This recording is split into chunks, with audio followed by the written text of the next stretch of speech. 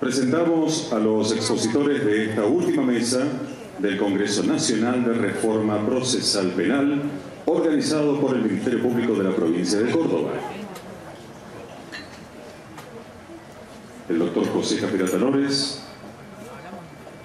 con una presentación resumida de sus antecedentes, es abogado y doctor en Derecho y Ciencias Sociales por la Universidad Nacional de Córdoba, profesor titular por concurso de Derecho Procesal Penal en la Facultad de Derecho de la Universidad Nacional de Córdoba, miembro pleno de la Academia Nacional de Derecho y Ciencias Sociales de Córdoba, consultor no permanente de la Agencia Internacional para el Desarrollo en Estados Unidos y del Programa de las Naciones Unidas para el Desarrollo, profesor de posgrado en las Universidades Nacionales de Buenos Aires, Litoral y Córdoba y Pontificia Universidad Católica Argentina y de la Pontificia Universidad Católica Argentina de Rosario.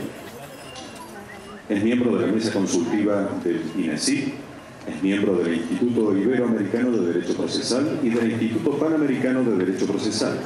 Ha desempeñado los siguientes cargos públicos: vocal del Tribunal Superior de Justicia entre el 84 y el 85, ministro de Gobierno de la provincia de Córdoba entre el 88 y el 91, presidente de la Honorable Cámara de Diputados de Córdoba entre el 91 y el 92, ministro de Desarrollo Social de la provincia de Córdoba entre 1992 y 1995, diputado de la Nación entre el 95 y el 99.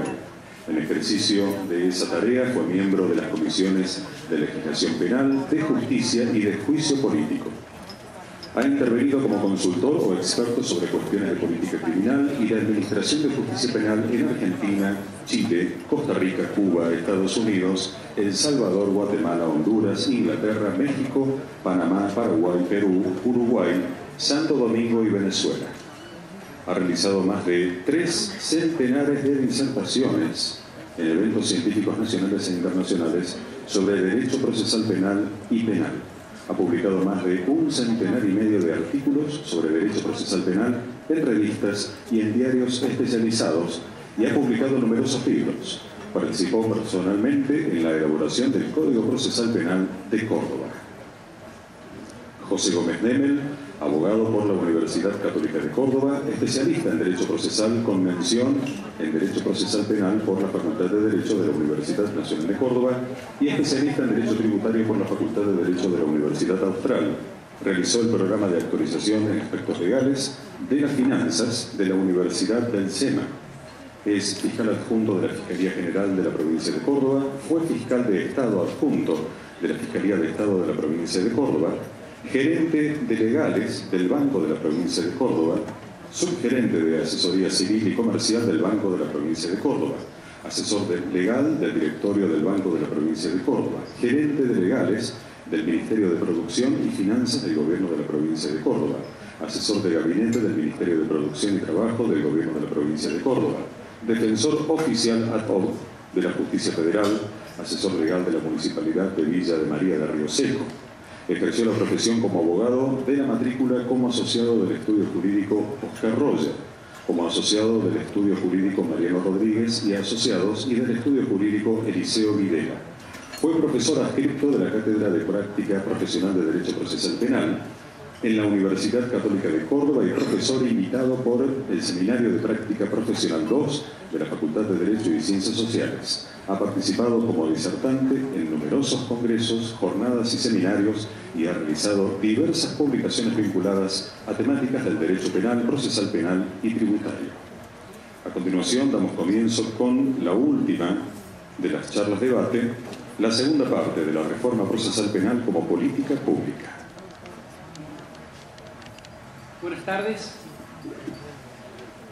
Antes de comenzar con la exposición que tengo preparada, que cada vez se ha ido achicando más a medida que han ido pasando cada uno de los panelistas, quisiera hacer un agradecimiento especial a la Bolsa de Comercio por habernos prestado este recinto, asimismo también a la Defensoría del Pueblo, y un agradecimiento especial a todos los que han participado, a todos los sectores de nuestro ámbito que han participado y que nos han ayudado en la realización de este congreso. Y hablo del Tribunal Superior de Justicia, hablo del Centro Núñez, hablo de la Asociación de Magistrados, del Colegio de Abogados. Y sin duda, un agradecimiento especial al profesor Caferata Nores, que nos acompaña en su incansable búsqueda de mejores sistemas procesales. Tampoco quiero dejar de mencionar al equipo de trabajo que ha hecho esto posible, que han estado no solo estos 2 días, sino ya hace 8 meses que venimos organizando este congreso, y realmente tengo que felicitarlos porque a mi criterio ha sido una organización impecable por parte de ellos. Varios expositores, empezando por el doctor Sebastián López Peña, empezaron a hablar históricamente sobre los procesos de transformaciones procesales que hemos tenido en Córdoba. Y estamos en este momento ante una necesidad de realizar un nuevo paso, de realizar un nuevo salto. Pero para ello, como decía el doctor Herbeta, no es fácil de ver cuál es el próximo paso, cuál es el próximo salto, porque sin duda que también tenemos que desaprender parte de lo aprendido. Son cambios de paradigmas, y en este sentido les pido que compartamos un pequeño video muy ilustrativo sobre cambios de paradigma.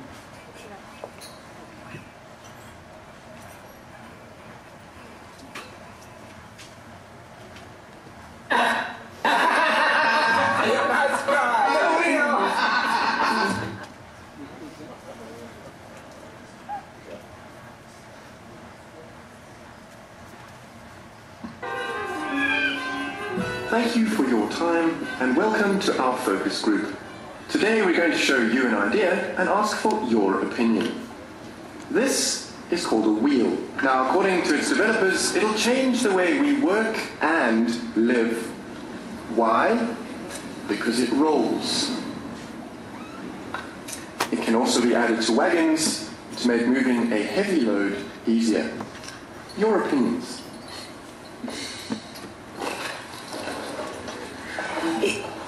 If it rolls, that means it can roll away and get lost, right? Or it could roll over your foot. It's the round shape that disturbs me. It's very feminine. I can't imagine any caveman wanting to be seen with that. I wouldn't. And this added to wagons thing, it sounds very complicated. Is there an easier version? You know what? Do you have it in square? No square.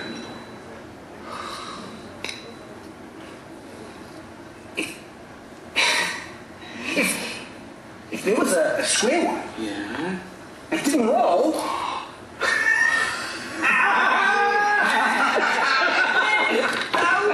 Then maybe I would think about buying one.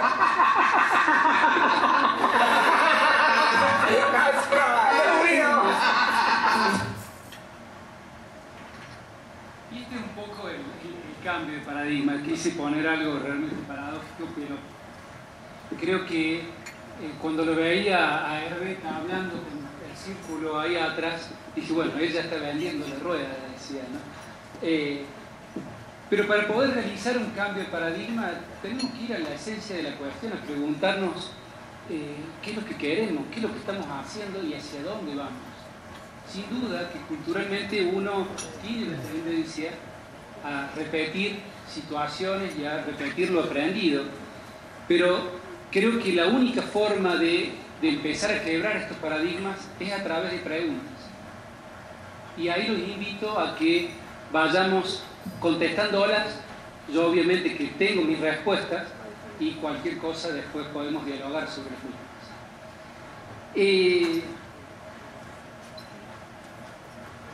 Y creo que Córdoba está en una posición para poder realizar este cambio de paradigma. Primero porque tiene realmente un recurso intelectual sumamente valioso. Segundo, es una justicia moralmente sana. Y hoy se nos da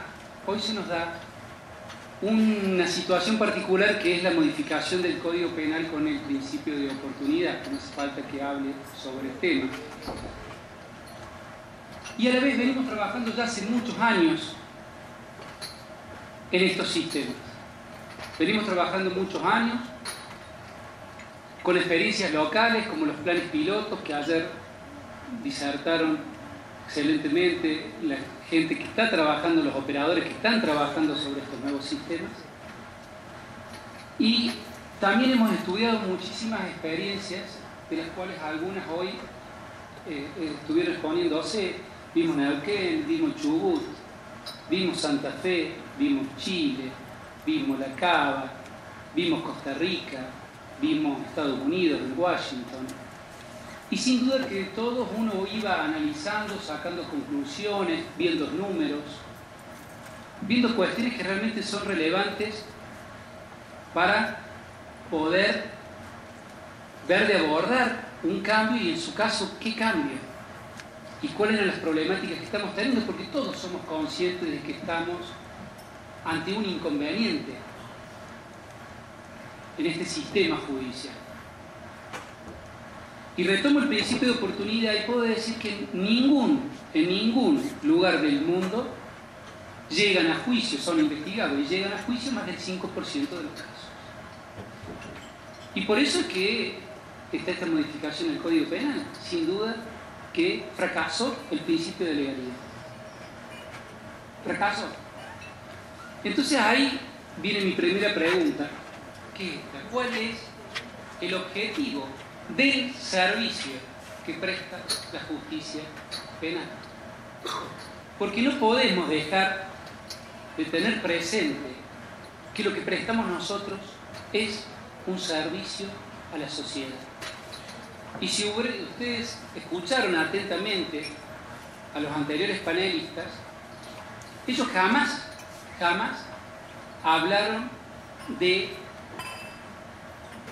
dar trámite, jamás hablaron de cursar, de elevar, de todos estos términos que están asociados al trámite. Ellos siempre hablaron de conflicto. Y este es el servicio que nosotros como justicia debemos prestar. La solución del conflicto penal como un conflicto social. Y sin duda que es un problema de política. Es un problema de decir, este poder, ¿para dónde está orientado y cómo lo vamos a aplicar? Es política criminal. El problema de la criminalidad es un problema político, es un problema social y es un problema que nos hace y nos atañe. Y nosotros también somos parte de la seguridad. No estamos excluidos de los fenómenos de la seguridad o de la inseguridad. Somos parte de ellos. Y también rescato la palabra humanizar el conflicto. Es una palabra que yo no la tenía antes de haber realizado la exposición, y cuando la escuché realmente digo, es muy cierto. O sea, dejar de pensar que lo que pasa por mi escritorio es un papel y empezar a entender que lo que estamos tratando son conflictos de seres humanos. Y en esto tenemos que empezar a buscar formas para que ese 5% no quede ahí para siempre. Y la única forma es empezar a buscar salidas tempranas, salidas alternativas, distintos tipos de procedimientos simplificados para poder descongestionar. Y si sabemos que no podemos investigar más del 5%, tratemos de resolver los conflictos antes de llegar ahí. ¿Y tenemos herramientas? Sí, sí hay herramientas. ¿Hay modos? Sí, sí hay modos.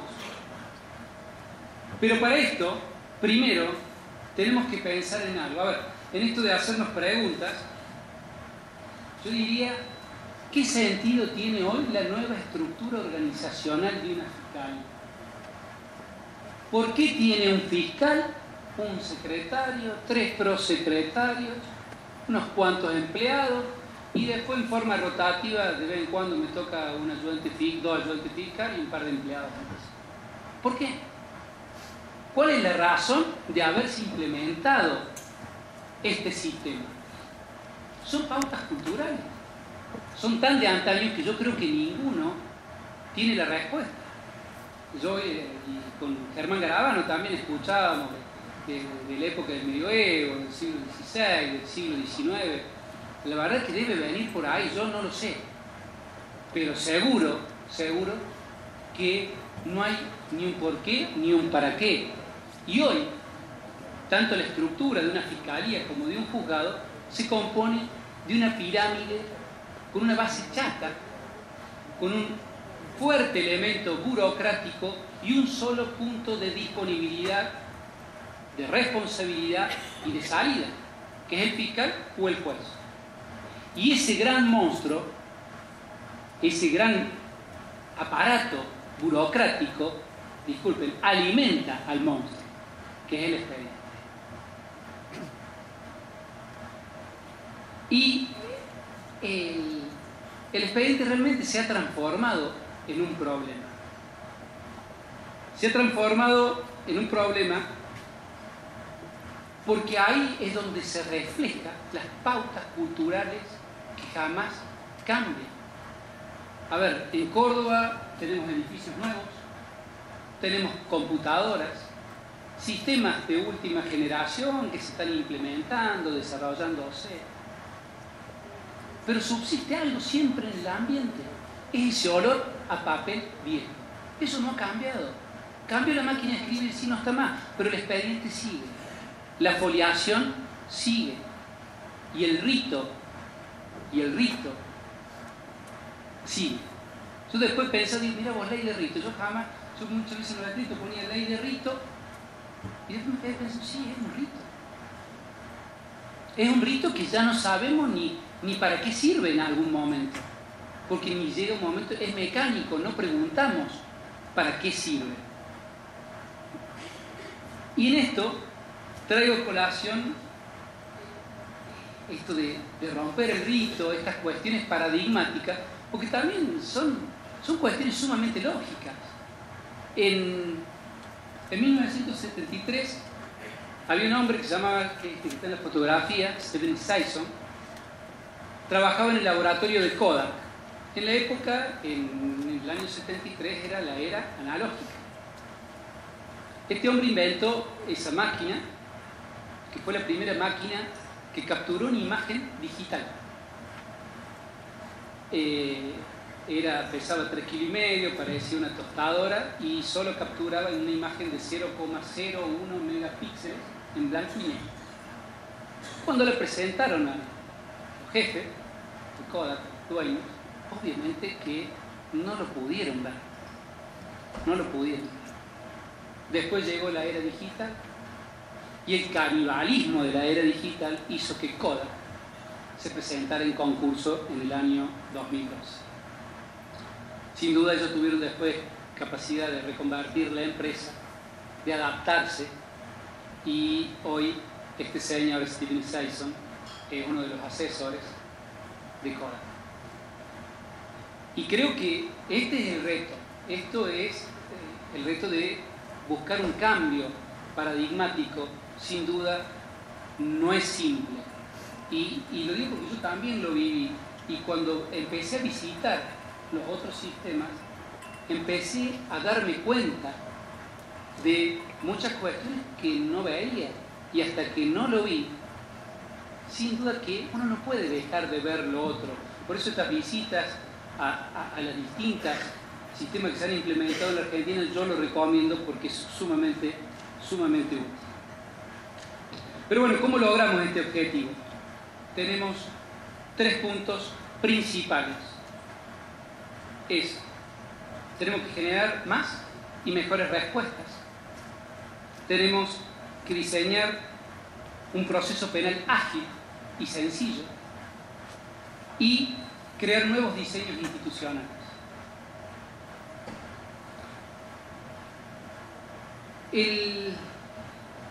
Quizá me adelante un poco con el gráfico ahí,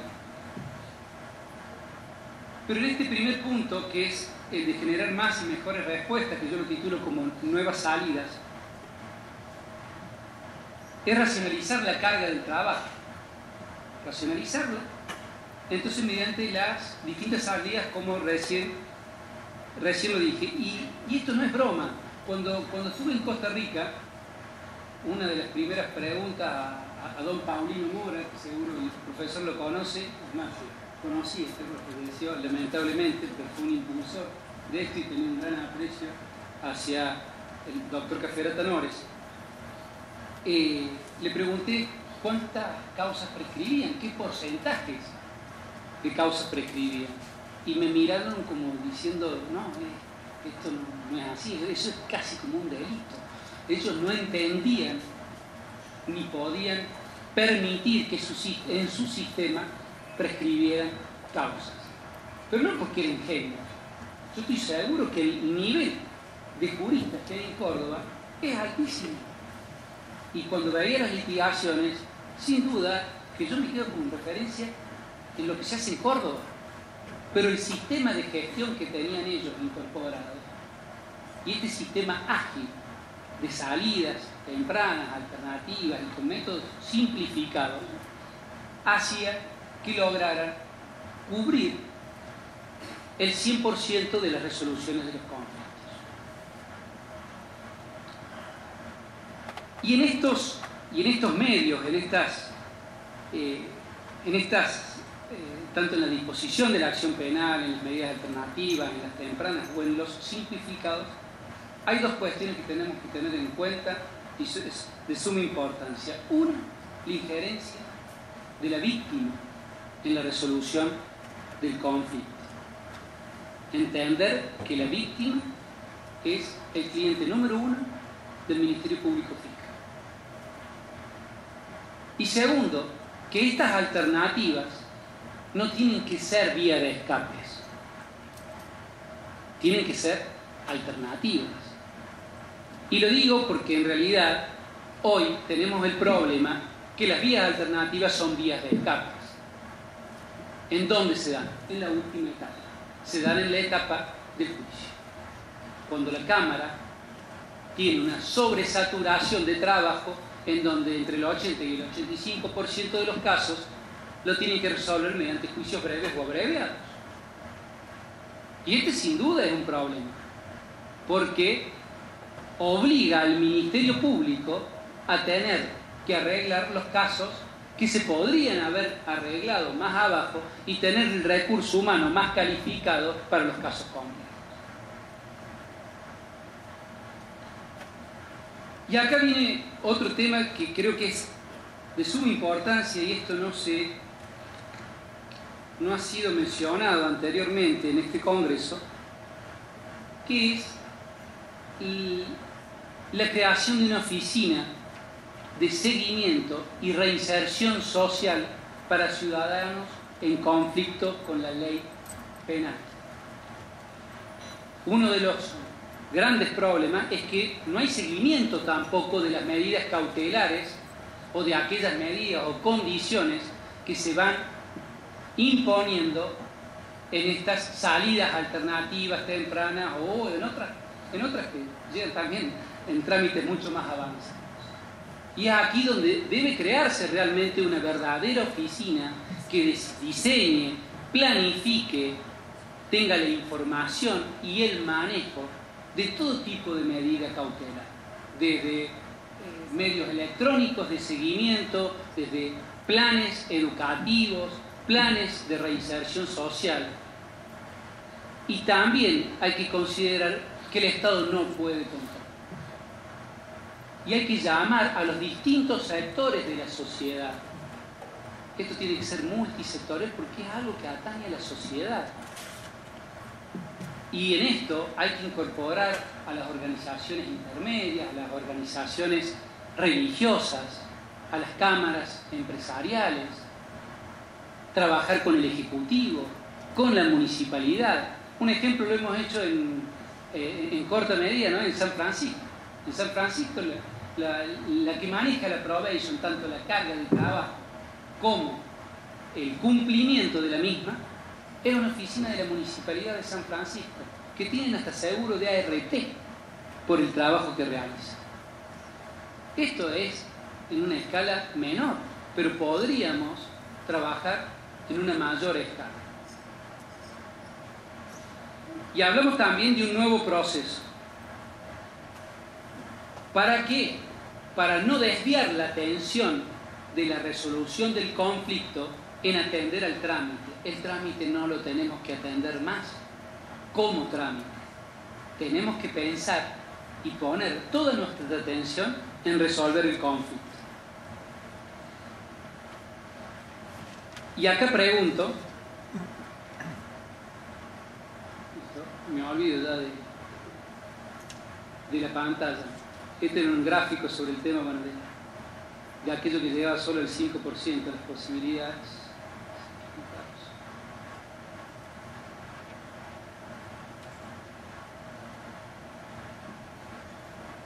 Y cuando hablo del nuevo proceso, la primera pregunta que quiero hacer es: ¿se imaginan ustedes hablar de justicia sin visualizar un expediente?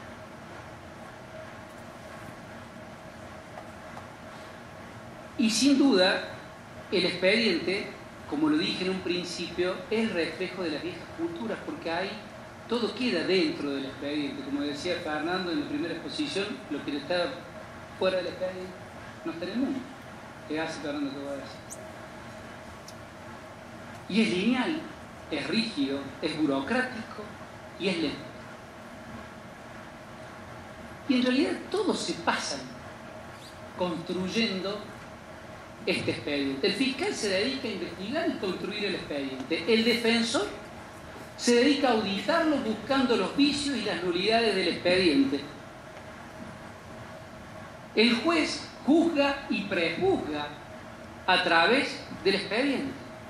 En realidad el expediente se transforma en un gran dios pagano al cual todos le reinan pleitesía.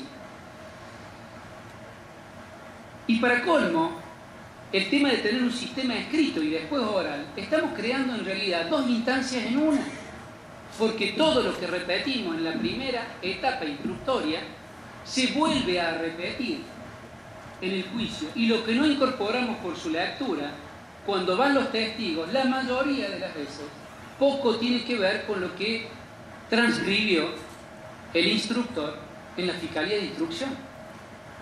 Y puedo hablar que hay una triple instancia si hablamos desde la unidad judicial.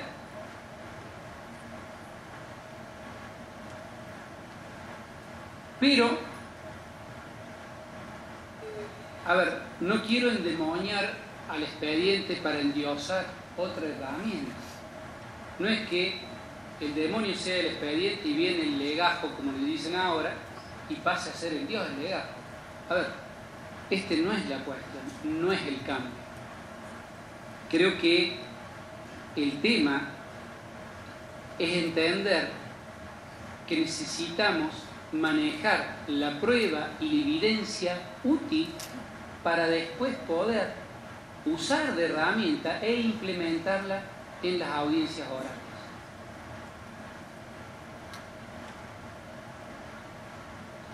Un amigo fiscal de Cámara que está acá presente me decía: el otro día me llegó un expediente con 2.500 hojas. Yo siempre de eso armo una carpetita, me quedaron solo 80. Yo, aficionado a los números, saqué la cuenta y dije: es el 3,2% de todo el trabajo realizado, que sin duda no está muy lejos de los porcentajes de causas que investigamos y llevamos a juicio. Si achica un poquito más el margen, estamos más o menos en los resultados que estamos teniendo en la justicia en Córdoba. Entonces, Sí creo, y esto creo firmemente, que hay que desburocratizar y desformalizar. Y hay que jerarquizar a los operadores.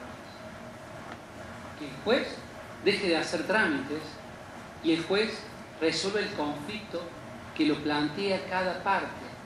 Y que el fiscal sea parte y deje de cumplir ese rol parcial de juez y de objetividad que tiene que cumplir el fiscal, y que el defensor pueda ejercer una verdadera defensa efectiva.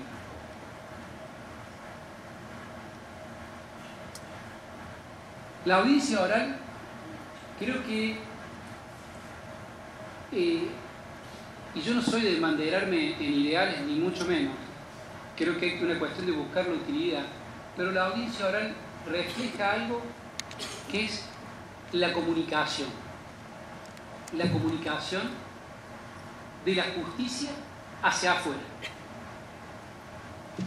de la justicia hacia la comunidad, porque transparenta, hace que empecemos a tener un lenguaje un poquito más llano, más claro, que los usuarios del servicio, si quieren llamarle clientes, hay algunos que usuarios dicen no, es feo el nombre, aquellas personas que realmente hay que garantizarle los derechos constitucionales, como es la víctima, el imputado y la sociedad misma, entiendan lo que hacemos desde el comienzo hasta el final.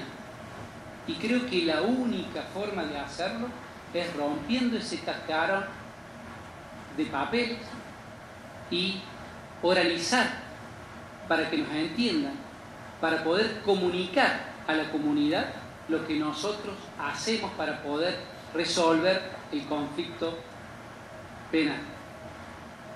Ese contacto directo con el control jurisdiccional de detención es fundamental, en eso estamos fuera de lo impuesto por la Corte Interamericana de Derechos Humanos, y la publicidad. Y entramos en el tercer punto, que es la estructura organizacional. Como dije recién, creo que tenemos que jerarquizar la función de cada uno de los operadores. El fiscal es parte, el defensor parte, y juez solo resuelve el conflicto planteado. Esa es la esencia. Que el juez no entre a resolver y hacer una revisión integral de cuestiones que no están planteadas en el conflicto. Y que la víctima sea parte de la resolución de ese conflicto. Es sumamente importante la atención del conflicto penal en el territorio. Nosotros tenemos una distribución demográfica más en la ciudad de Córdoba que es compleja. Y sin duda esto ya estuvo diseñado en su momento con la creación de las unidades judiciales, en donde empezó a atender el conflicto penal en el territorio. Creo que esto debemos profundizarlo con mayores operadores, con defensores, con jueces y fiscales, atendiendo ese conflicto inicial y el conflicto ordinario, descentralizando todas estas cuestiones y dando mayor apoyo a las unidades judiciales o creando oficinas judiciales que apoyen a estas mismas dentro del territorio y con una comunicación y un lazo permanente con las comunidades, con las organizaciones vecinales y con los otros poderes. Centralizar sí lo que es la etapa del juicio, las que son las cuestiones especiales, las que son cuestiones complejas, aquellas que requieren equipos interdisciplinarios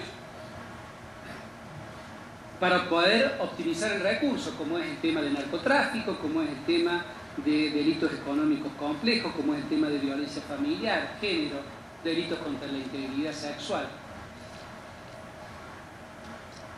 Y también, sin duda, hay que desarrollar unidades especiales multidisciplinarias para que puedan apoyar la investigación del Ministerio Público, como es un área especial de cibercrimen, que nos acompaña la doctora Gilman, seguro que en esto va a tener algo para aportar después que termine sobre el tema, sobre delitos ambientales y sobre recupero de activos. Creo que son cuestiones para crear jueces, lo han dicho bien los expositores anteriores. Creo que hace falta una oficina de gestión de audiencia, que el juez se desentienda absolutamente de la cuestión administrativa, de la agenda, de la notificación, etc. Que solo se dediquen a ver cuál es su agenda, sin conocer el expediente, se presenten ante la audiencia y allí mismo resuelvan lo que plantean las partes. Y en esto es sumamente importante, y escuchándolo mucho en algunas conversaciones al doctor Caferata Nores, sin duda hacer hincapié fuertemente en lo que es la etapa intermedia, en lo que es la acusación. No podemos tampoco transformar esto en un sistema comprimido que lleve rápidamente desde el primer trámite al juicio propiamente dicho, sin una revisión en la acusación.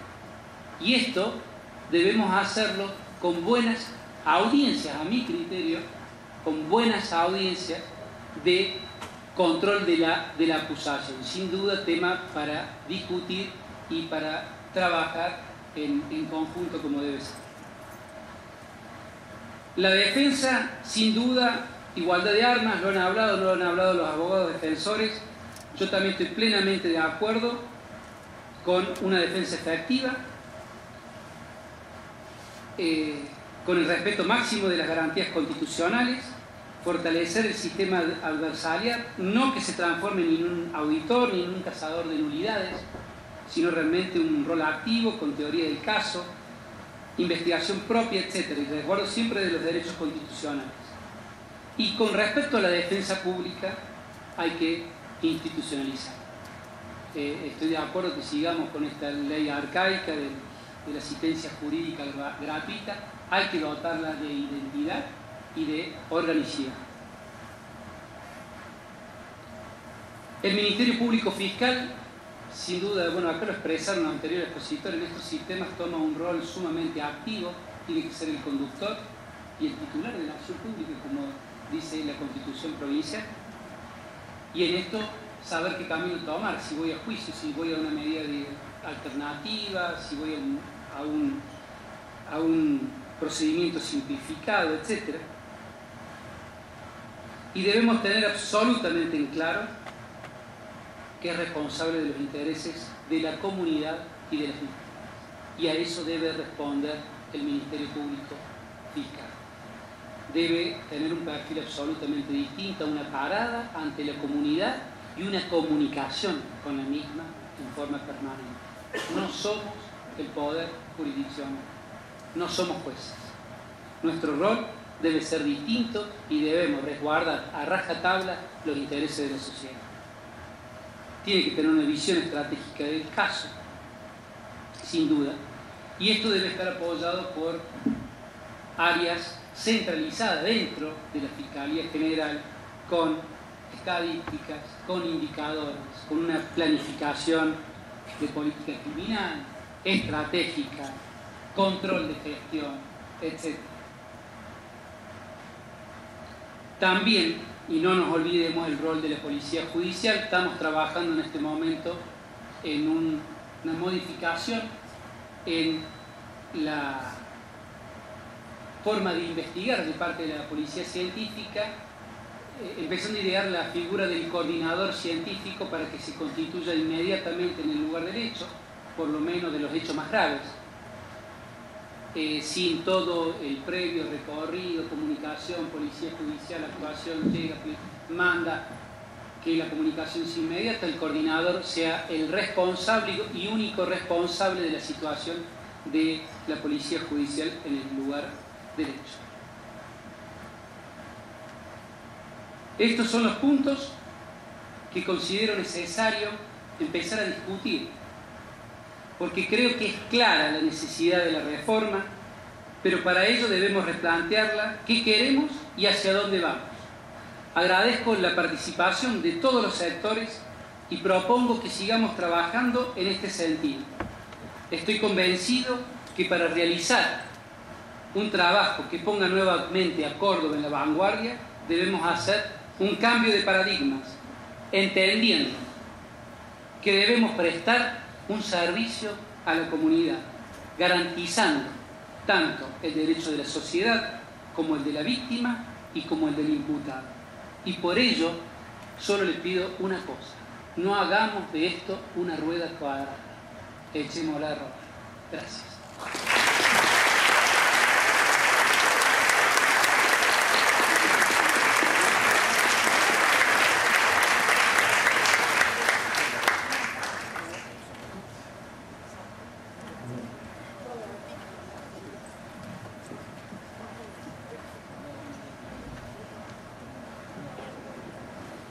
Bueno, primero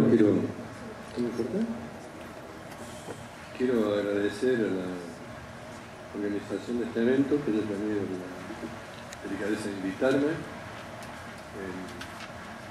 Quiero además destacar que estoy favorablemente impresionado por la concurrencia y quizá diciendo alguna cosa que por ahí puede no gustarle a alguien. Nunca he visto tantos jueces y fiscales en un congreso, porque por lo general ellos creen que saben todo, y congresos tengo los 300 y pico que dijo ahí la hoja de vida, le diré que hay un juez, dos jueces, tres jueces trabajando. Entonces esto coincide con otro tema. Todo lo que veo son más jóvenes que yo. Entonces me alienta ver que hay una generación nueva que no se cree que sabe todo, que cree que algo se puede aprender de alguien. Bueno,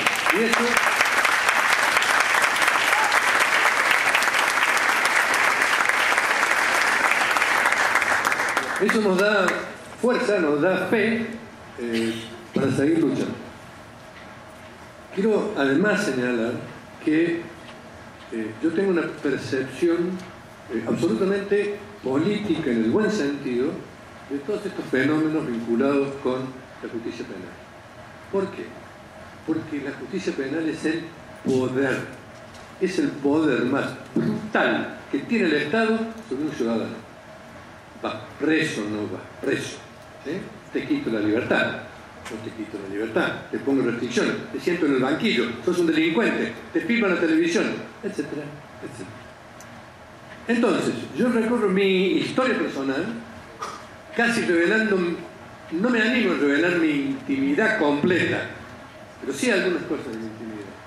Yo me he pasado la vida luchando contra el poder. Ejemplo, juicio oral. En Córdoba había juicio oral, pero en el resto del país, salvo Mendoza y en otro, no había. Pues trajinamos con el juicio oral. ¿Por qué? Porque el juicio oral era algo que le quitaba poder al sistema. Hubo que luchar contra el poder del sistema escrito, y ese sí que era el poder del expediente. Porque en el sistema escrito te condenaban con el expediente que había hecho el Código de Instrucción. Podías ofrecer alguna prueba. Segunda etapa. Investigación fiscal preparatoria. Bien. Poder. ¿Poder de quién? De los jueces de instrucción. Los fiscales eran meros agentes, eran meros opinadores, eran menos requirentes. De repente iban a pasar a tener la manija de la investigación, la manija del poder penal. No en Córdoba, que lo hubo. En todas partes pasó lo mismo. Poder, me quitan poder, lucho por el poder. Hablemos de los jurados. Hablemos de los jurados. ¿Los jurados qué? Los jurados eran el poder de condenar o de absolver. Ese poder. ¿Cuántos años tuvo que pasar en nuestro país para que contando con constituciones nacionales y provinciales que decían, es el pueblo el que tiene que juzgar? No, decían, son brutos. No, ¿qué saben de derecho? ¿Cómo me voy a sentar yo al lado del lustrabota que me lustra en la esquina o el que me vende pie?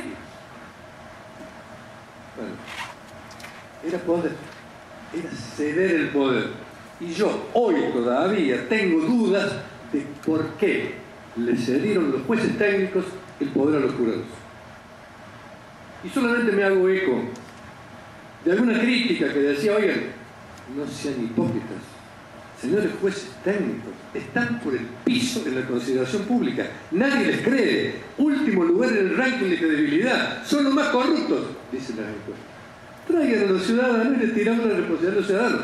Una absolución escandalosa, el jurado. Una condena escandalosa, el jurado. Yo no, el jurado. Dicen, no es lo que yo pienso. Bueno, y entramos ahora a lo que yo les quiero contar, lo que quiero hablar, que es el tema del remanido principio de oportunidad. Principio de oportunidad que todos ustedes conocen significa no todo el que las hace las paga en manera de pena. Principio de oportunidad es no todo el que las hace, porque el principio de oportunidad es para delincuentes, queridos amigos, no para inocentes.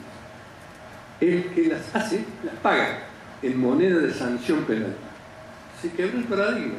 Le dicen, no, mira, el que las hace puede pagarla de otra forma. La puede pagar en plata, la puede pagar reparando, la puede... Hay tantas formas de reparar. Cambió el paradigma. Pero eso no lo digo yo, lo dicen los tribunales superiores, lo dicen los tribunales. Y miren, esto es un celular. Es un celular que yo lo abro y está en la pantalla. ¿Qué se lee en la pantalla del celular del Código Penal reformado de hoy? Principio de oportunidad.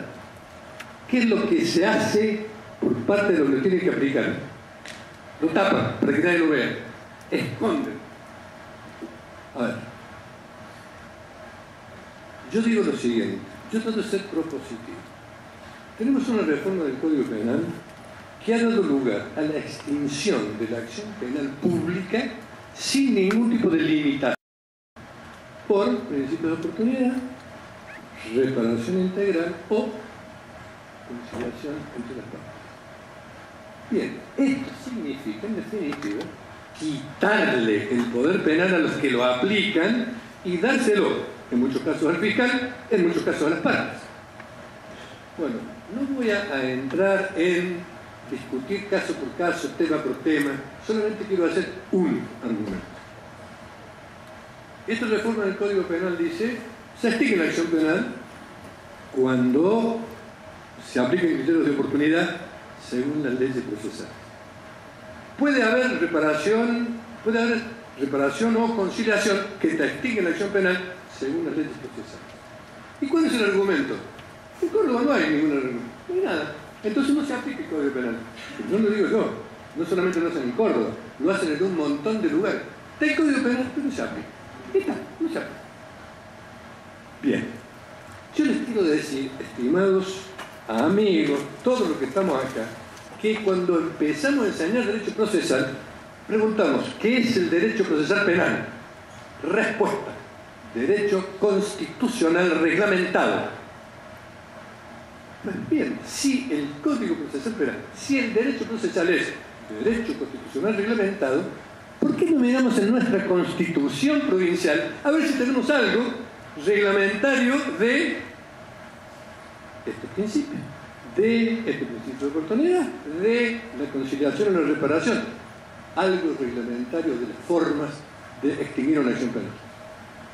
Y lo encontramos, porque hay un articulito, ahí, puesto, el articulito 171 de la Constitución, que dice, el fiscal general fija las políticas de persecución penal. Si eso no es derecho procesal, ¿me pueden decir qué es derecho procesal? El fiscal general fija las políticas de persecución penal. ¿Cómo? Instruyendo a los fiscales. ¿Con qué marco? De acuerdo a las leyes. Pues, tenemos un fiscal general que tiene atribuciones por la Constitución provincial de fijar política de persecución penal. Tenemos la herramienta que son las instrucciones que están en la Constitución y también en la ley orgánica. Y tenemos el Código Penal, según las leyes. A ver, ¿qué más hay que hacer? Hay que decir, no, porque esto es un paquete que salió con Buenos Aires, porque esta es la reforma nacional, entonces hay que tomar los criterios. O sea, de repente los federales nos hemos transformado en unitarios. Hay que traer los criterios que tiene el Código Procesal de la Nación. ¿Para qué? ¿Para ampliar estas instituciones? No, para cortarlas. Yo tengo una historia de vida con esta institución. Ahora que no se admite en el Código Nacional por los homicidios culposos, no es porque el que hizo el Código cree que los homicidios culposos no. Es porque hay tantos homicidios culposos que si le das una salida alternativa de este tipo, te matan en la legislatura. Entonces, te pone menor homicidio culposo. O el interés público. Perdón, porque si esto lo he dicho, alguien no lo ha oído. ¿Qué es el interés público por el Código Penal? Yo te voy a decir que se hace.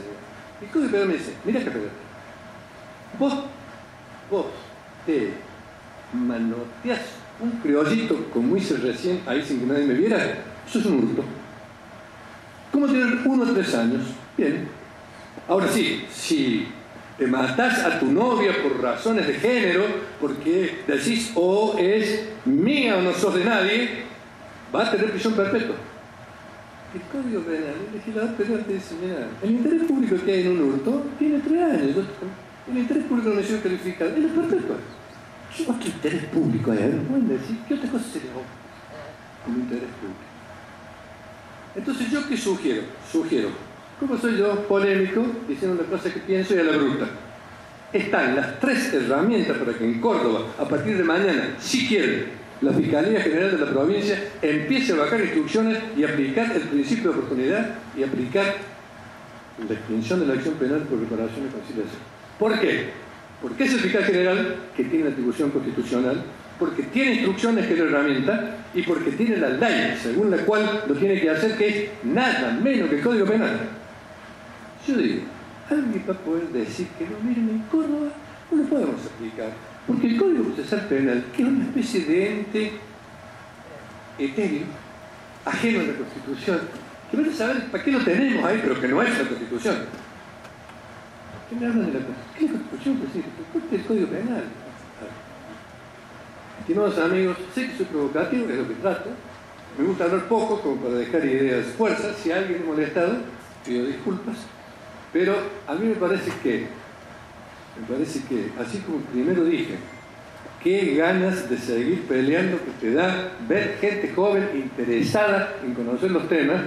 Les aseguro que después de esta reunión me han dado más ganas de seguir peleando para que estas cosas se apliquen y para que nos dejemos de abrir el celular y mostrarlo. Miren cómo cambió el paradigma, miren cómo cambió el paradigma. Y cuando tenés que aplicar el cambio de paradigma, no dice nada, acá hay interés público, no está reglamentado. Les cuento la última y me voy. Hubo uno de los primeros casos de aplicación de la extinción de la acción penal pública por reparación, fue el célebre caso de Hidalgo con los gitanos. Ustedes conocen, unos gitanos, eran unos tipos del interior, que venían a comprar un auto, al final lo están. ¿Qué hace Hidalgo? Lo mete en cana. Los gitanos en cana. ¿Qué hace el defensor de los gitanos y el defensor de los estafados? Se ponen de acuerdo. Es reparación integral. Día, viernes en cana, lunes caen los dos. Está preparado el perjuicio, venimos a solicitar, los gitanos y los damnificados, que se extinga la acción penal. ¿Qué hizo el fiscal de Hidalgo? Sí, dijo. Listo.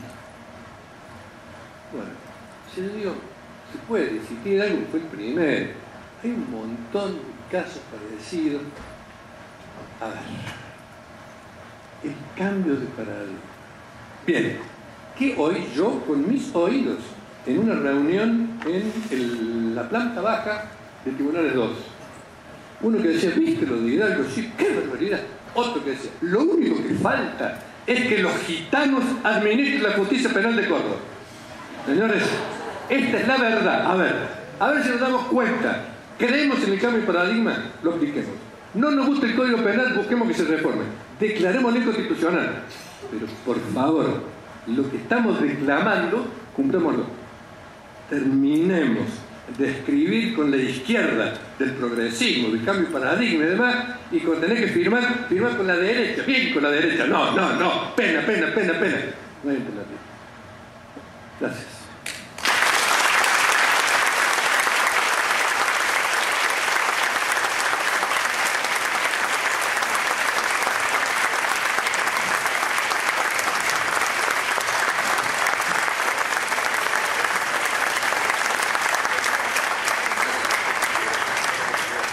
Doctor Caperatanores, sabemos que usted tiene que cumplir horario en otro lugar. Ya canceló. Bien. ¿Nos admite preguntas? Bien. ¿Micrófonos? Micrófonos de mano, por favor.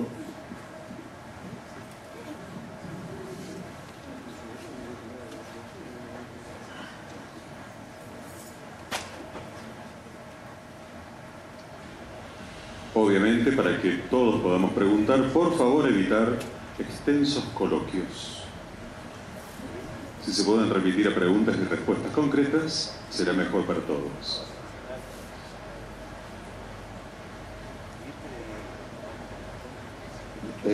Doctor Caferata, ¿no cree que sería conveniente para preservar la igualdad ante la ley y evitar posibles arbitrariedades favorables o desfavorables, que este uso de las facultades fuera el paso previo para poder hacer esa aplicación como inexorable? Porque usted, como trajo el ejemplo de un uso de la facultad generada por la reforma del Código a voluntad de un operador sin una reglamentación genérica, mi planteo pasa por ese lado. Si la propia reglamentación que usted propuso no debería ser inexorable para comenzar con la aplicación. A ver, la reglamentación la tienen, porque está la ley orgánica del Ministerio Público, la herramienta la tienen porque son las instrucciones generales, el fiscal general lo tiene y tiene ese poder de explicar política y persecución. De lo que estamos hablando es de política y persecución. Exactamente, política y persecución. No se castiga, solución alternativa. Por supuesto que yo le estoy proclamando una aplicación ciega, automática, mecánica. No. Tiene que haber, como en todas las cosas, un marco de racionalidad. Yo lo que estoy reclamando es que cuando nos paremos frente a estas nuevas instituciones, cuando nos enfrentemos a las nuevas instituciones, estemos o nos pensemos o sintamos en nuestra mente, en nuestro corazón, que están para cumplirlas. Y que si no las cumplimos es la excepción, y no a la inversa. Esto es lo que yo planteo. Por supuesto que hay que cuidar en la reparación y la igualdad, hay que cuidar que uno no jorobe al otro, que esto no sea un beneficio solamente para los ricos y los pobres no. Todas esas cosas hay que cuidarlas, pero esas son excepciones. O sea, yo reclamo, señores, nos inclinemos ante la ley y digamos, esto es ley, lo vamos a cumplir. Lo vamos a cumplir en la medida que la solución que el espíritu de la ley está trayendo sea una solución que, contemple algunos de los objetivos. Pero esto no significa que cuando yo digo reparación integral, yo víctima digo, señor fiscal, yo estoy integralmente reparado. Y el fiscal me diga, no señor, usted no está integralmente reparado. ¿Por qué? Porque a usted tendría que haber pagado no sé qué, usted pagó dijo. A ver, si yo soy la víctima, yo digo, estoy integralmente reparado. Yo estoy integralmente reparado. ¿Quién más se va a meter en la... ¿Esto saben cómo es? Esto es lo mismo que con los temas de violencia de género. Que a alguien se le ocurrió de decir, miren, si hay violencia de género no hay probation, ¿eh? ¿Por qué? Preguntaba yo. Una razón, ¿saben una razón? El Estado, algún tribunal, la Corte Suprema, ha dicho, las mujeres argentinas son unas imbéciles. Las rematan a palos, para ser fino, luego viene el marido, les hace cuchi cuchi y ya está. Entonces ellas piden que haya probation y les vuelven a pegar.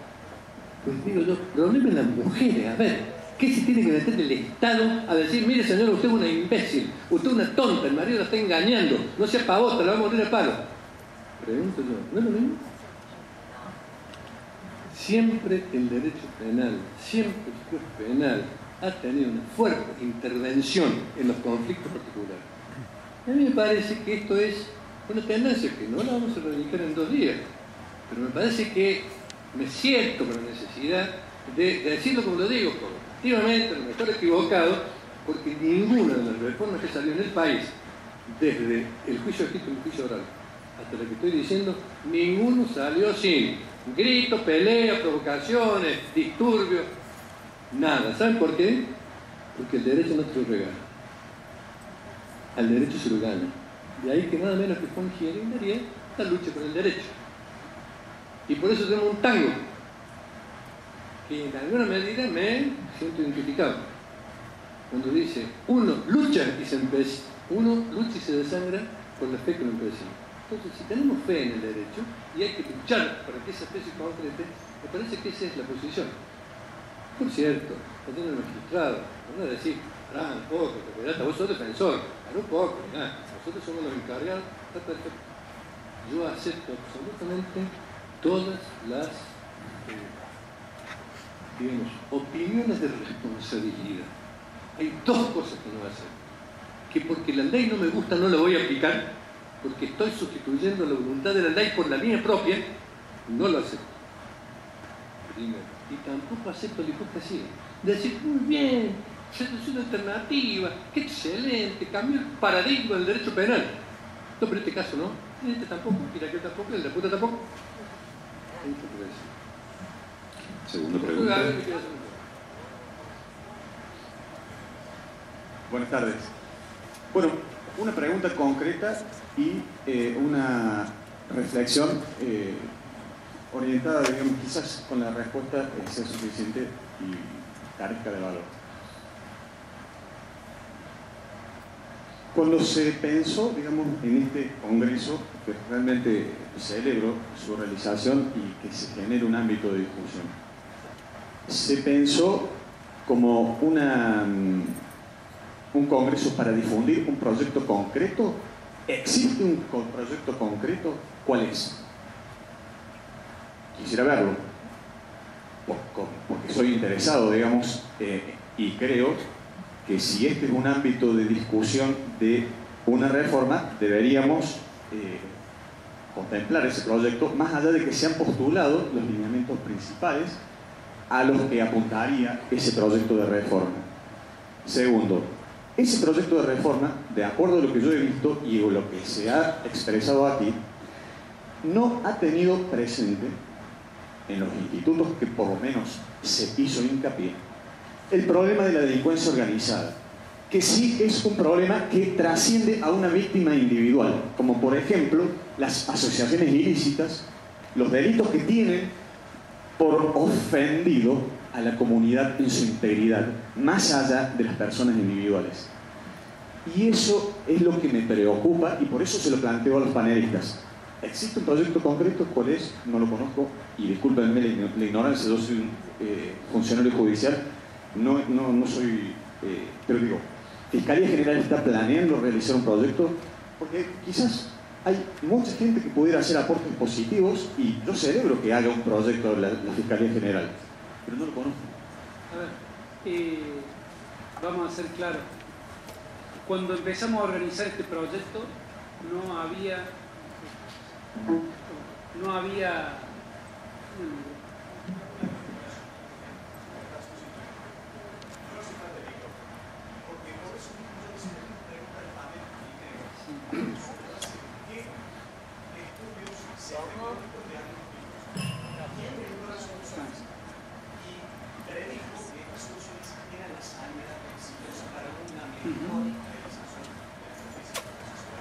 No, cuando organizamos este congreso, nunca estuvo presente el proyecto que hoy está en la legislatura. Sí, yo tampoco lo conozco. Ha sido mandado por el Ejecutivo a la legislatura, pero la verdad es que no puedo opinar de algo que no conozco.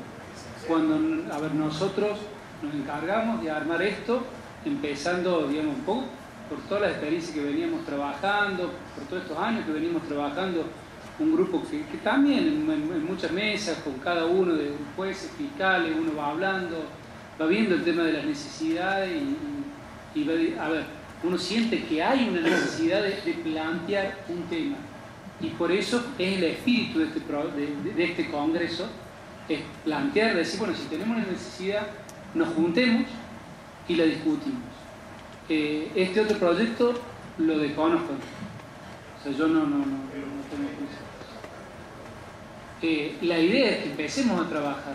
O sea, obviamente que sí, uno trabaja sobre distintas ideas. Nosotros tenemos un área de proyectos en donde empezamos a trabajar ideas, donde visualizamos aparte números, indicadores, empezamos a ver distintas problemáticas y vamos queriendo encontrarle ciertas soluciones también en base a experiencias que uno viene observando en otros lugares y de las cortas experiencias que uno ha hecho acá.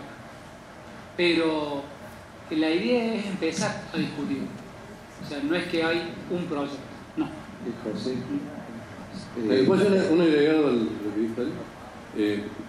Respecto a los códigos procesales penales nuevos, estos del sistema adversarial, todos, me parece, los que yo conozco, renguean de esa parte. O sea, no hay un procedimiento especial, no hay herramientas especiales, pero todo lo que es el crimen organizado. No digo los de Córdoba porque no los conozco, sí le puedo decir los otros. Pero hay que tener dos articulitos que te dicen la prisión preventiva puede ser doble, los términos procesales pueden ser doble. En definitiva, a ver, yo creo que en Córdoba hay suficiente experiencia como para armar un proyecto de crimen organizado. ¿Y saben por qué lo digo?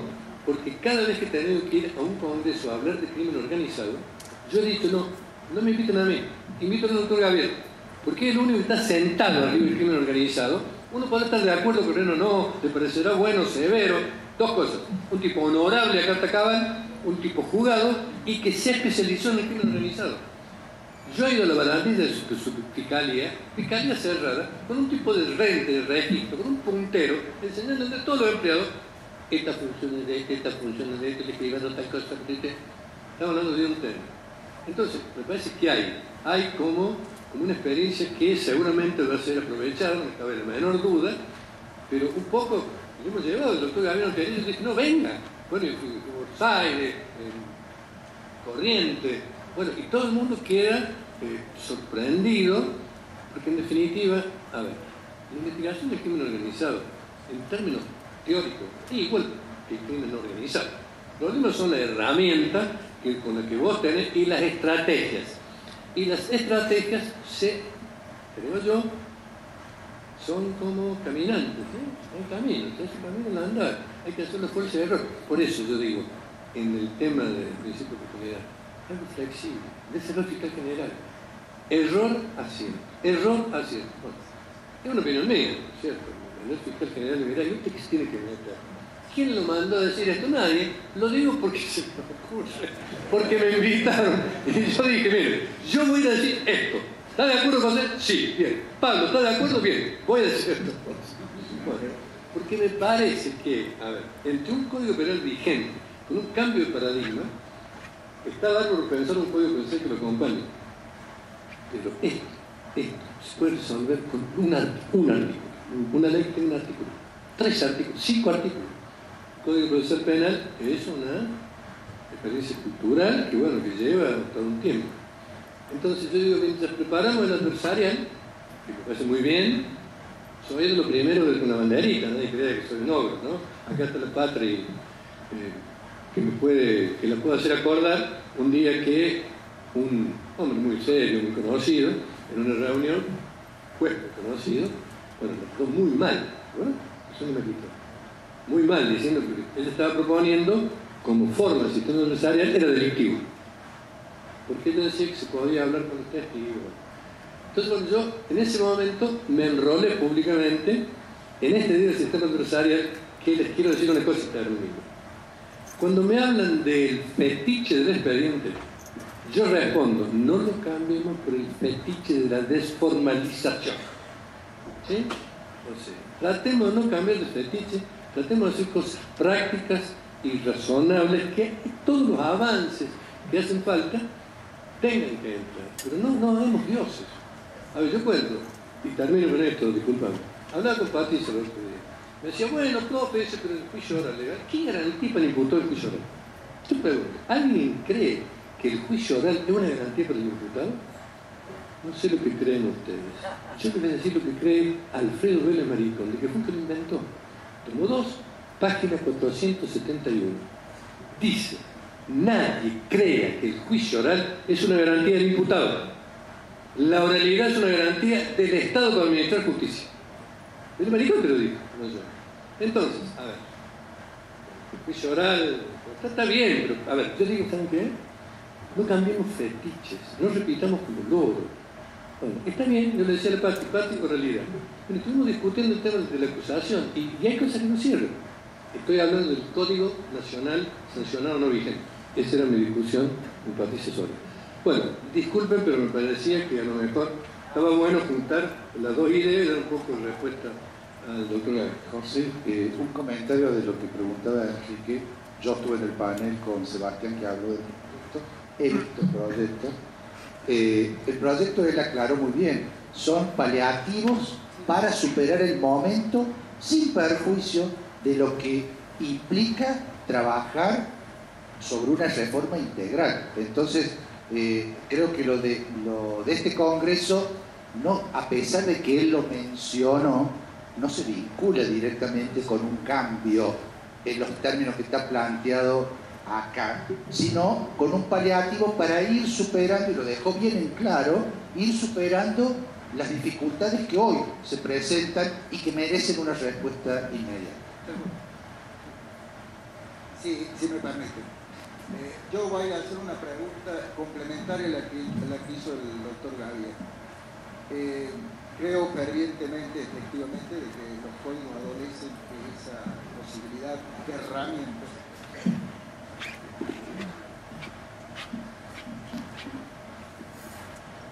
Hola.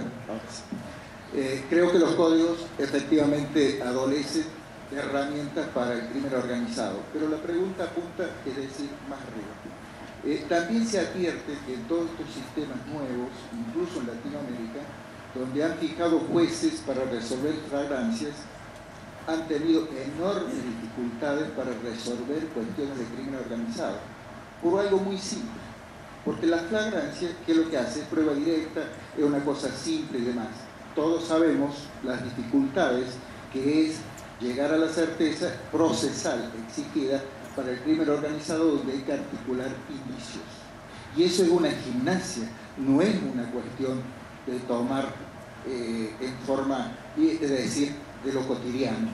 Entonces, la pregunta es si ustedes creen que también en la organización judicial se debe prever o atender esta cuestión. Gracias. A ver, yo creo que uno puede diseñar, lo primero que hay que, a mi criterio, ¿no?, que hay que diseñar antes de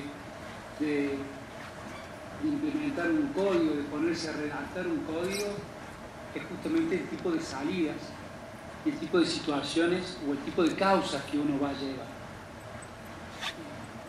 Y ante eso, y una vez que uno pueda diseñar eso, recién hacer una regulación precisa para la tipología de causa o flujo de causas, como quiera llamarlo, para hacer la descongestión y una racionalización de la carga de trabajo. Entonces, ustedes están planteando una cuestión concreta sobre aquellas causas complejas, que sí, el crimen organizado, y acá también entran otras cuestiones, guarda, como por ejemplo la cuestión del ciberdelito.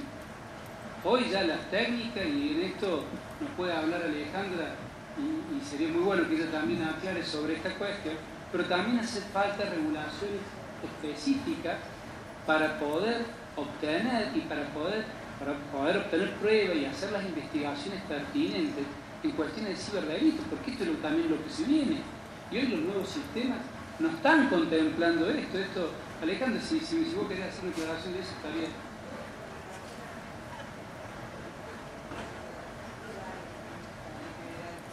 Que abarcamos el tema del cibercrimen. Nosotros consideramos el cibercrimen como un delito complejo, ¿sí? Un delito complejo que abarca y que va a abarcar en el futuro prácticamente todo tipo de tipologías. Así como el cibercrimen también abarca grandes defraudaciones que están ocasionando grandes perjuicios a la sociedad, no solamente a las empresas, sino también a los particulares.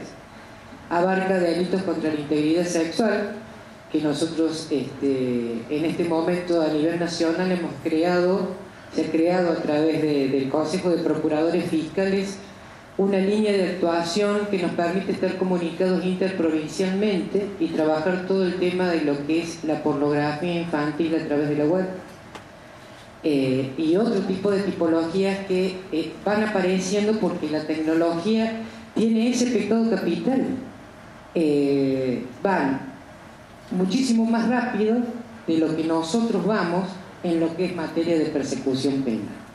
Ni qué hablar de la necesidad de actualización desde el punto de vista procesal, porque la evidencia digital, que es la que manejamos nosotros y tenemos que resguardar con una cadena de custodia, es hipervolátil, ¿sí?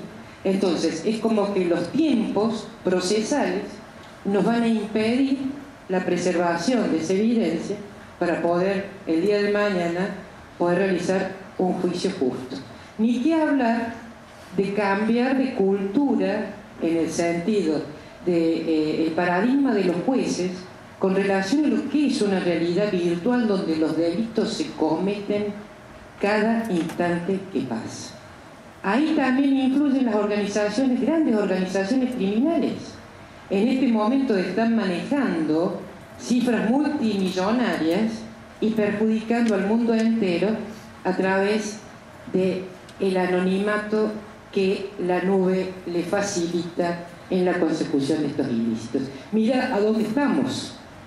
Ya ni siquiera vamos a materializarlo en personas, sino que lo vamos a materializar en sistemas tecnológicos que están permitiendo todo tipo de crímenes atroces.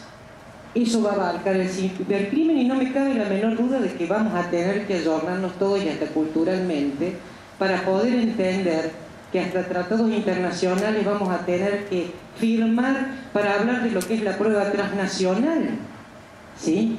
No es la prueba que conseguimos a la vuelta, no, es la que tenemos en otros países donde están asentadas las grandes corporaciones y donde están asentados los grandes centros criminales que aprovechan el mercado, y sobre todo el mercado nuestro nacional, invadido de tecnología pero sin ningún tipo de respuesta judicial que los pueda evitar y que los pueda parar, ¿sí?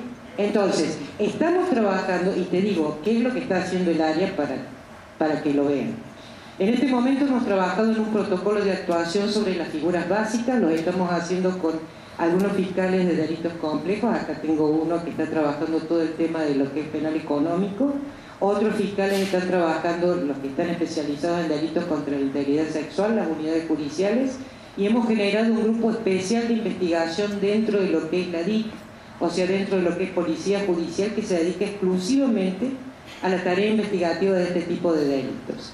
Hemos hecho un protocolo de actuación que vamos a entregar a todos los fiscales, porque si bien originariamente la idea era la generación de una fiscalía especializada, yo creo que todos tienen que conocer de qué estamos hablando, porque básicamente esta va a ser la avanzada que se viene, ¿no?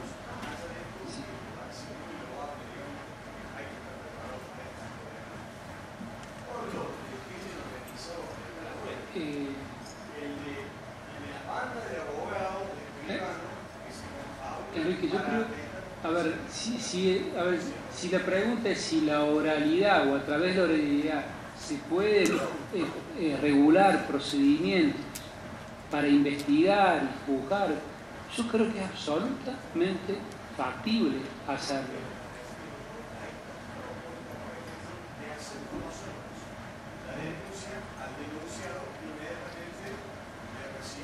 Pero, bueno, pero que por eso mismo, lo que yo le decía recién a Hugo, tenemos que clasificar qué tipo de causa vamos a manejar. No necesitamos, aparte, yo no estoy de acuerdo con regulaciones estrictas y restringidas, sino tienen que ser amplias, el sistema, el nivel de cambio es permanente. Entonces creo que tiene que tener el código, debe ser flexible y debe marcar pautas generales y otras, bueno, y más el Ministerio Público en esto tiene que tener herramientas y contar con herramientas para poder investigar. Sin duda que sí, sin duda que sí. Yo tengo una pregunta. No entendí la última parte.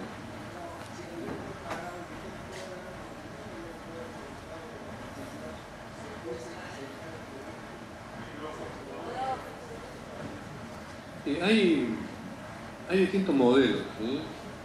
Hay modelos de justicia especializada, que es lo que se tiende. Hay modelos en donde esto no es así. Yo no estoy en ningún lado encontré la solución. La única solución que hay, diríamos, generalizada para combatir el crimen organizado es el crimen procesal. Entonces, tenemos una agencia secreta, que te espía todo, que se averigua todo, que se conecta todo, y cuando todo eso que es inconstitucional está, te lo blanquean. Dice, como hacen acá, denuncia anónima. Bueno, es lo único. Cuando ustedes van a cualquiera de estos eventos extranjeros, ustedes van a ver que todo es casi como una picardía, ¿no? Presentan, bueno, el Departamento de Justicia de Estados Unidos tiene dos áreas. El área que va a hacer las investigaciones y el área legal. Entonces, descubre, mira, acá puedo espiar a Bin Laden, pero no sé dónde. Le preguntan el área legal. ¿Se puede hacer? No, no se puede hacer porque Bin Laden está en un territorio que nosotros no tenemos jurisdicción. Entonces, bueno, entonces hacen lo mismo. Bueno, estoy contestando lo que me preguntó el doctor.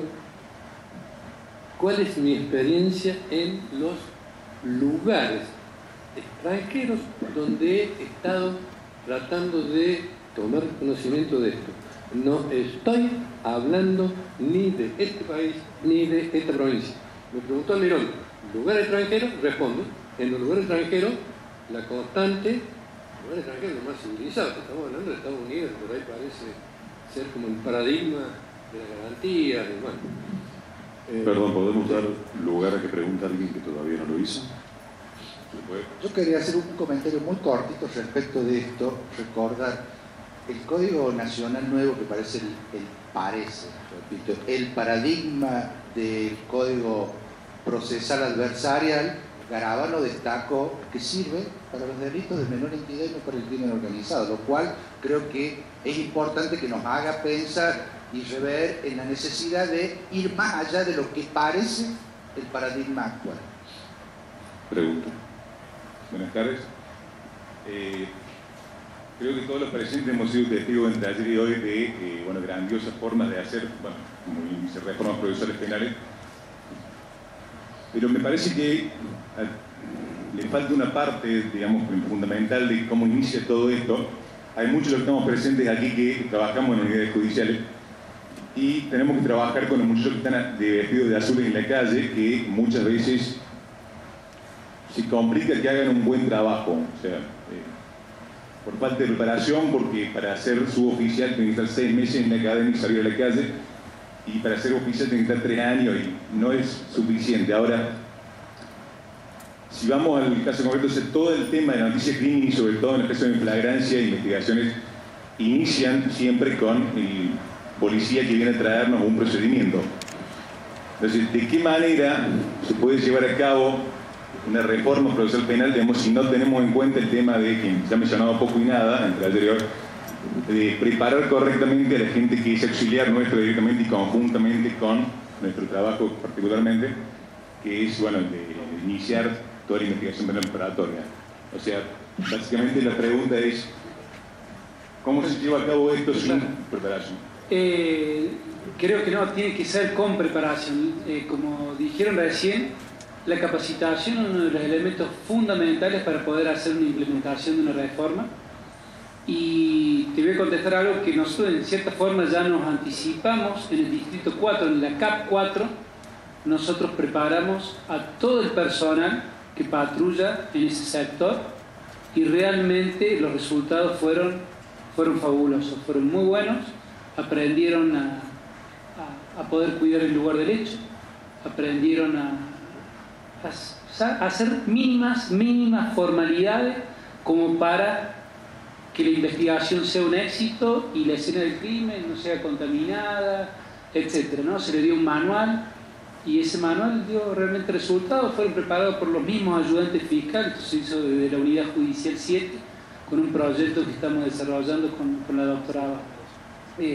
La idea, sin duda, que esto debe replicarse en todos lados, pero bueno, las reformas tienen que ser integrales también con aquellos que manejen la política de seguridad.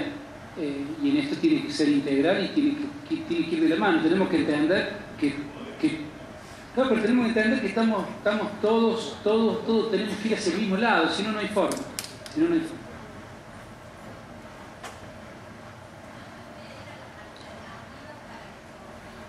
¿Me deja que le acerque el micrófono? Por favor, micrófono.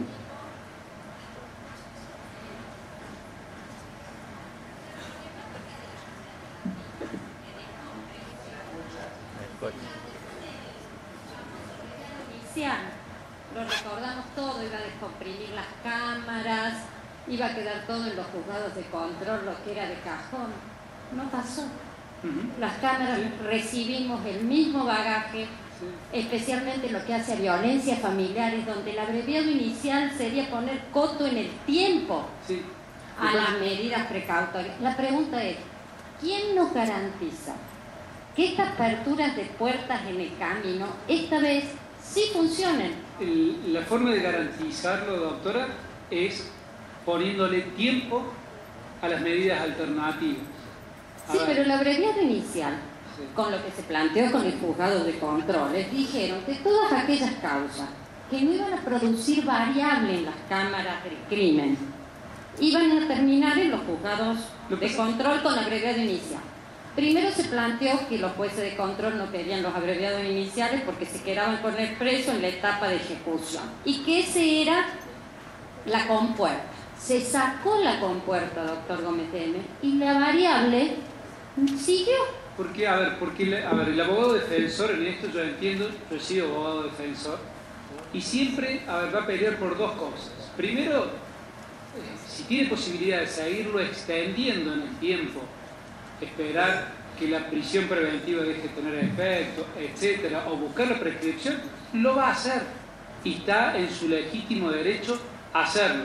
El sistema hoy permite, por dos razones, que los acuerdos se hagan arriba y no se hagan abajo. Primero, porque se permiten los acuerdos arriba.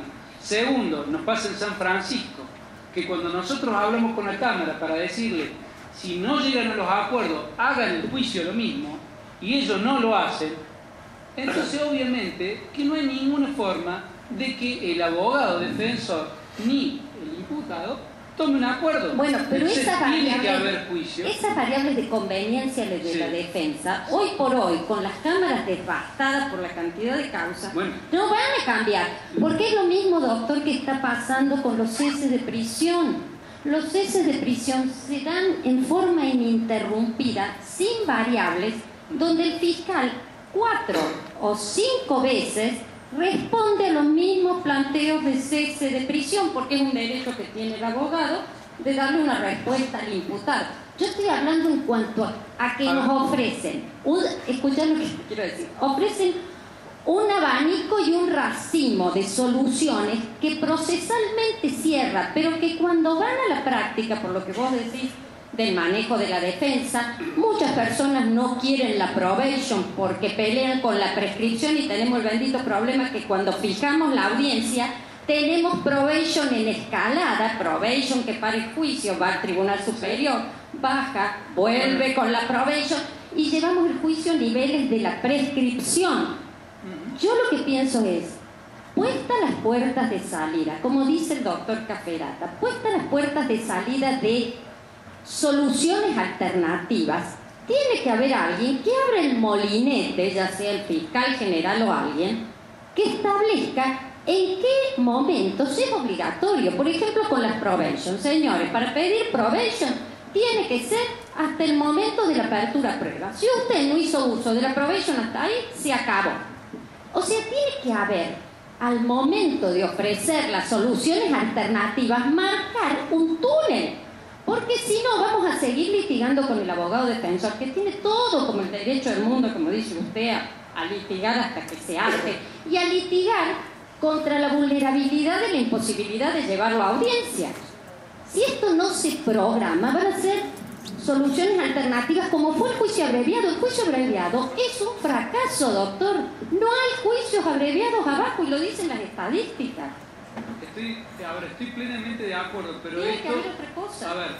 Por eso, si no le ponemos un plazo a las medidas alternativas para que se cumplimenten, y si no, directamente no puede haber salidas arriba, se prohíban las salidas arriba, y esto mirado con toda una reforma integral, con colegio de jueces, con audiencia, etcétera, digamos, esto no lo podemos visualizar sin todo el otro contenido porque es difícil de ver. Es algo que hay que hacerlo en forma integral, no queda otra, pero el tiempo es fundamental. Yo quiero contestarle una palabrita a la doctora. En realidad, el principio de oportunidad y las soluciones alternativas que se están planteando en el nuevo código por el que estoy abogando son soluciones a favor de los imputados. No va a haber ningún abogado que no la quiera, porque el juicio abreviado es una solución en contra del imputado. Te meten en cana, te condenan. Esta no, te absuelven, te sobreseen, ¿sí? Entonces, estas herramientas alternativas que presenta el nuevo régimen penal, como son todas herramientas alternativas para favorecer a los imputados, creo que solitas van a encontrar la forma de solución.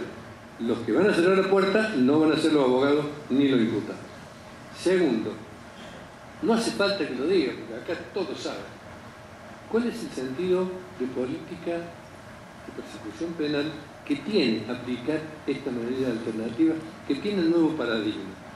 Es concentrar todos los recursos materiales y humanos que tiene una organización judicial para perseguir en serio lo que hay que perseguir en serio y dejar de que ocurra, como cualquier estadística lo demuestra, que la mitad de los recursos materiales y humanos nosotros los tenemos utilizados en pavadas.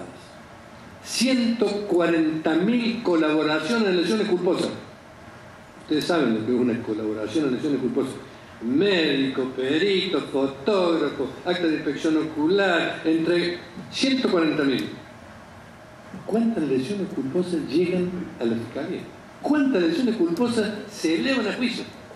Eso es lo que es el sentido. Digamos, en vez de que sean 140.000, pongamos una cosa que dice, mire, lesiones dolosas culposas, pongamos una lesión. Lesiones dolosas, lesiones culposas, grave, gravísimas. Bueno, si el imputado no insta la acción penal, si el ofendido no insta la acción penal, el fiscal tampoco lo insta. Con lo cual se te desinfla de repente esta monstruosa organización, hablando de un delito que todos sabemos, con un flagelo, pero en definitiva, 140.000. ¿Saben la cantidad de pesos que me dio? La cantidad de gente que ha laburado para que no pase nada. Porque ese es el problema. No pasa nada. Entonces, digo, estas cosas se imaginan para que este tipo de cosas, mayores o menores, con mayor o menor alcance, tengan una forma de salida alternativa que además favorezca en política criminal la persecución en serio y con la mayor cantidad de recursos posibles de los delitos que merecen el máximo esfuerzo posible. Pero en el fondo, ahorita, en esta cosa hay que creer. No digo que vos no creas, yo digo, hay que creer. Si vos no crees en la salida alternativa, si vos no crees en el nuevo paradigma, cosete la boca, viejo, y dejá de escribir en los fallos que el nuevo paradigma, que los derechos humanos, que la convención de acá, la convención de allá, todo para... ¿Cómo terminamos? En cambio. Bueno, yo digo, a ver, hay que creer. Digamos, a mí no me crean, no. Miren, yo no voy a explicar porque no estoy de acuerdo. Esto es constitucional. Listo. Juguémonos. Es constitucional. Listo. Pero de decir que sí, que no. Bueno, nada es fácil. Nada es fácil, sobre todo en esta materia. Nada es fácil porque la realidad no es fácil, la criminalidad siempre cambia, los operadores judiciales tampoco son fáciles, Bueno, de modo que estos son procesos, me parece. A mí me parece muy bien que a la par de estar organizando cosas concretas, como lo que decía la doctora Gilman, un tema concreto, a la par de hacer cosas concretas como hace el doctor Gabriel, a la par de eso, tratar de imaginar un contexto procesal que les dé cabida a estos fenómenos y que les dé una regulación que no solamente dependa de la mayor o menor gana de laburar o inteligencia para laburar que tenga un funcionario determinado. Esa es mi opinión. ¿Se cree o no se cree? Ahorita, esto sabe como que es como el amor. Si está enamorado, está enamorada. Y si duda, no está enamorado. Es así. Nos pide la palabra otro asistente.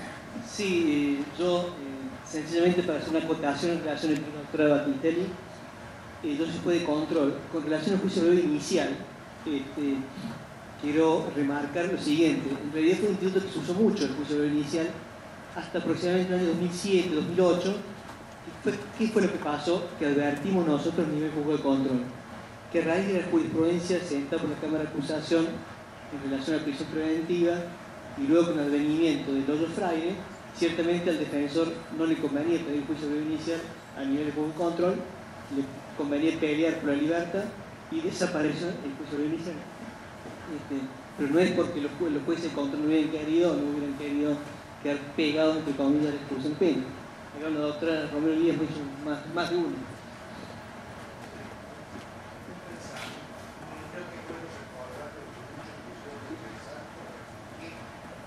Esto no implica un cambio de normas solamente, sino un cambio de mentalidad. Entonces me parece que en la medida que no tengamos presente que es necesario cambiar el pensamiento tradicional que traemos, todo lo demás nos va a parecer imposible. Así es, Fernando. Bueno, le agradecemos a todos, pero antes, Sebastián, te dejo a vos con la palabra. Sí. Entregarle también un presente al doctor José Gesperata Nores en agradecimiento a su participación, muy especialmente también el aplauso de todos.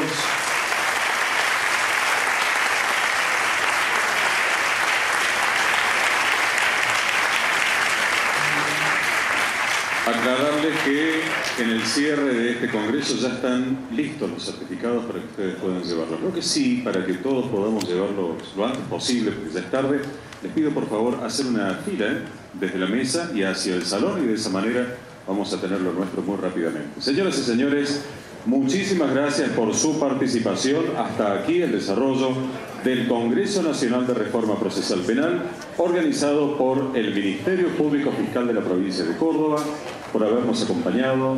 Muchas gracias, muy buenas noches, buen fin de semana.